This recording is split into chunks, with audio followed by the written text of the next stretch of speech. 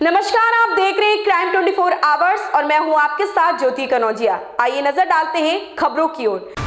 महाराष्ट्र व कर्नाटक के बीच सीमा विवाद गहराता जा रहा है। इसके चलते महाराष्ट्र के 2 मंत्रियों की कर्नाटक के बेलगावी यात्रा को स्थगित करना पड़ा है।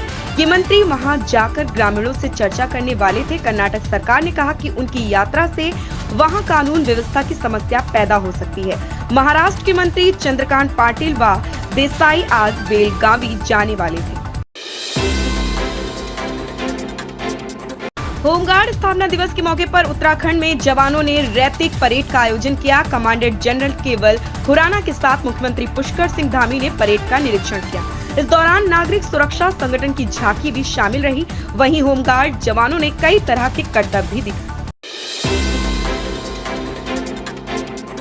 G20 की तैयारियों को लेकर सोमवार को प्रधानमंत्री नरेंद्र मोदी की अध्यक्षता में सर्वदलीय बैठक हुई। ये बैठक राष्ट्रपति भवन के कल्चरल सेंटर में हुई।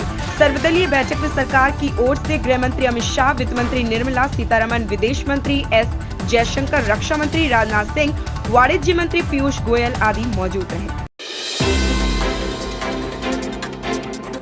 दीपिका पादुकोण बॉलीवुड की बेहतरीन अभिनेत्री हैं। उन्होंने हिंदी के साथ साथ हॉलीवुड में भी नाम कमाया। अभिनेत्री हाल ही में रणवीर सिंह के साथ फिल्म सर्कस के ट्रेलर में दिखाई दी।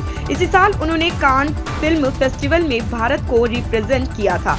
इस दौरान उनकी खूब तारीफ हुई थी। अब अभिनेत्री एक बार फिर देश का नाम रोशन करने जा रही है।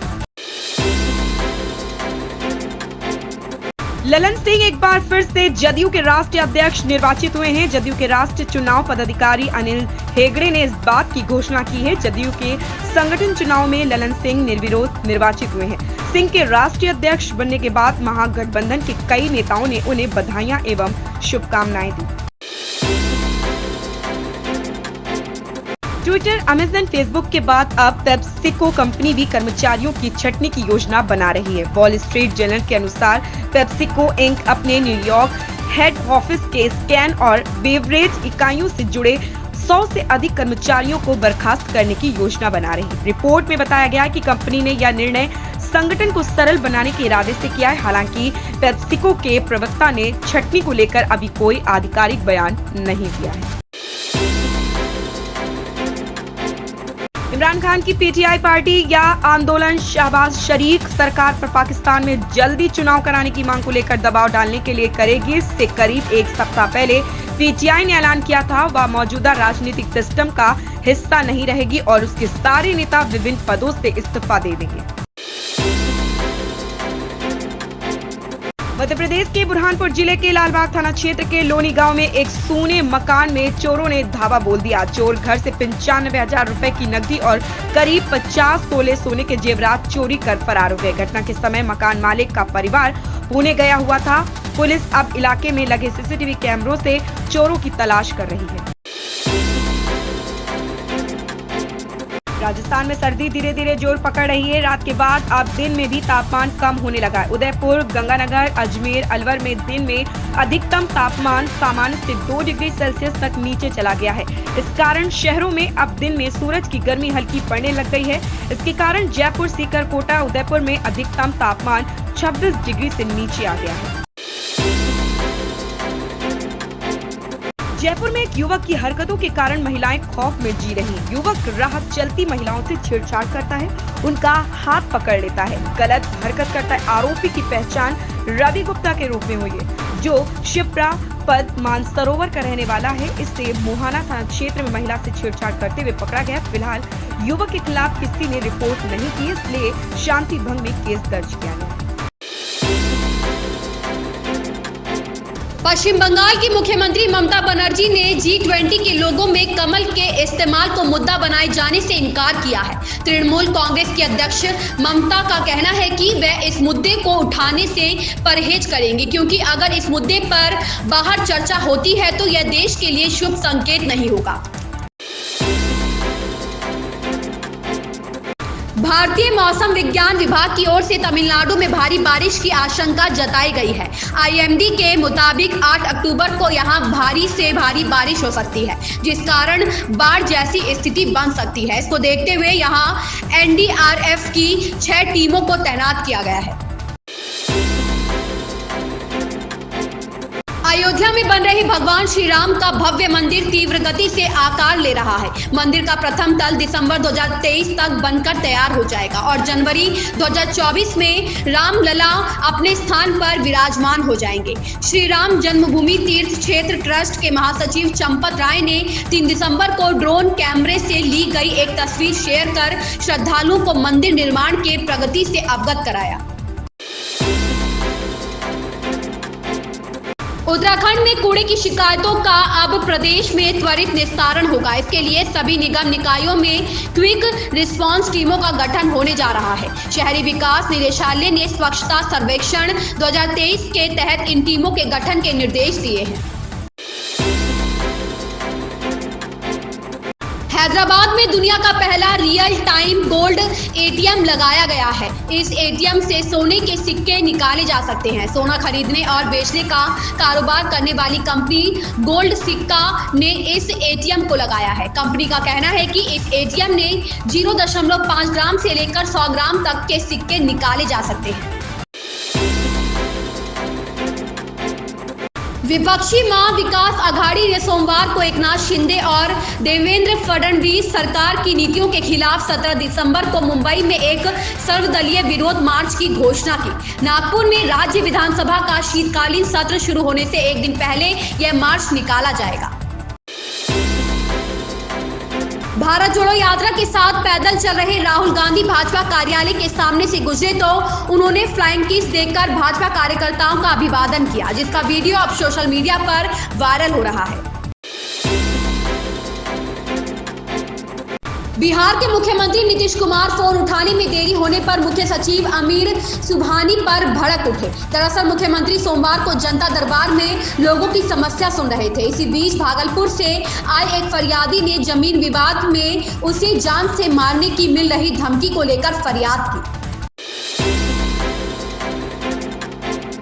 ट्रेनों की रफ्तार और सुरक्षा को ध्यान में रखकर उत्तर रेलवे के महाप्रबंधक आशुतोष गंगल ने उच्च स्तरीय बैठक की, जिसमें उन्होंने रेल लाइन पार करने वालों पर सख्ती बरतने का परामर्श जारी किया है। 4 साल बाद बड़े पर्दे पर कमबैक कर रही मलाइका अरोड़ा का डांस आप जैसे कोई मेरी जिंदगी में आए आज रिलीज हुआ।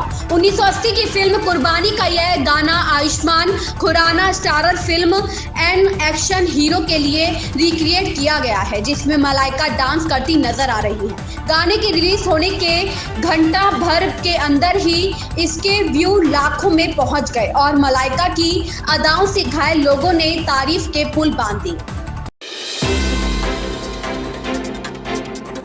औरंगाबाद में बेटे की हत्या करने वाली मां अरेस्ट। एक महिला ने खौफनाक वारदात को अंजाम दिया, जिसमें उस पर अपने ही पुत्र की हत्या का आरोप लगाया गया। इसके बाद उस कलयुगी मां को पुलिस ने गिरफ्तार कर लिया। यह मामला औरंगाबाद जिले के मदनपुर थाना अंतर्गत शिवगंज की है। 3 दिसंबर को माया बिगहा स्थित अर्धनिर्मित मकान की एक गड्ढे से सड़े गले अवस्था में एक युवक का शव बरामद किया गया। युवक की पहचान शिवगंज गांव निवासी स्वर्गीय विनय सिंह के पुत्र मारुति नंदन कुमार के रूप में की गई है। इस घटना को लेकर सदर एसडीपीओ स्वीटी सहरावत ने प्रेस वार्ता के दौरान बताया कि मृतक के चाचा उदय सिंह ने प्राथमिकी दर्ज करवाया था तथा घटना में मृतक की मां को आरोपित बनाया था।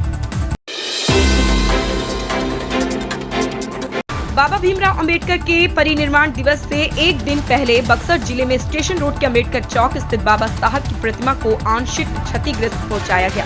यह देख बहुजन समाज पार्टी और भीम आर्मी के कार्यकर्ता आक्रोशित हो गए। शाम 7 बजे के लगभग स्टेशन रोड को जाम कर दिया गया। आरोप है कि जानबूझकर प्रतिमा को क्षति पहुंचाया गया। सूचना पर पहुंची पुलिस मामले की छानबीन में जुट गई है। सदर एसडीओ भी पहुंच स्थिति को नियंत्रण में बताया। कहा है कि ऐसा करने वालों पर एफआईआर दर्ज कर आगे की कार्रवाई की जाएगी। शीतकालीन सत्र के दूसरे दिन विधानमंडल में फेसबुक लाइव पर हंगामा हुआ। सपा विधायक सदन में योगी के सामने फेसबुक लाइव पर रहे थे। इस पर स्पीकर ने सपा विधायक अतुल प्रधान को सत्र से बाहर कर दिया। स्पीकर ने कहा कि ये सदन की मर्यादा के खिलाफ है। हंगामा बढ़ता देख स्पीकर ने सत्र को करीब 15 मिनट के लिए स्थगित कर दिया। अखिलेश यादव और शिवपाल यादव दूसरे दिन भी सदन नहीं पहुंचे। मंगलवार को सदन में सीएम योगी के पहुंचते ही सपा विधायक हंगामा करने लगे। सत्ता और विपक्ष ने एक दूसरे पर जमकर आरोप लगाए।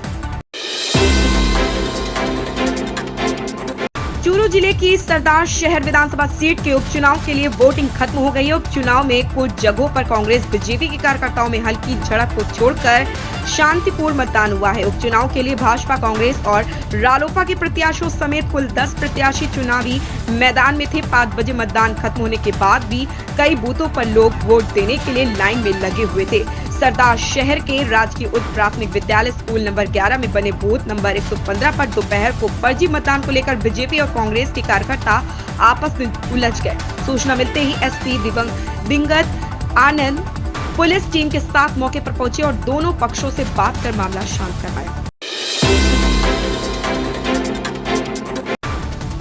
आचार्य श्री विद्यासागर जी महाराज के परम प्रभावक शिष्य ने कहा कि मॉर्टेन, गुड नाइट जैसे मॉस्किटो किलर्स का इस्तेमाल अहिंसक समाज का हिस्सा नहीं, मच्छरों को मारना भी हिंसा है।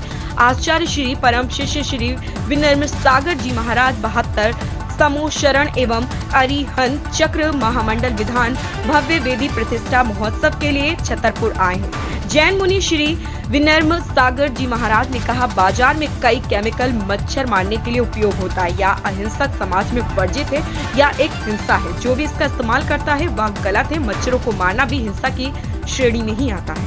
इन खबरों में बस इतना ही। बने रहे क्राइम 24 आवर्स के साथ।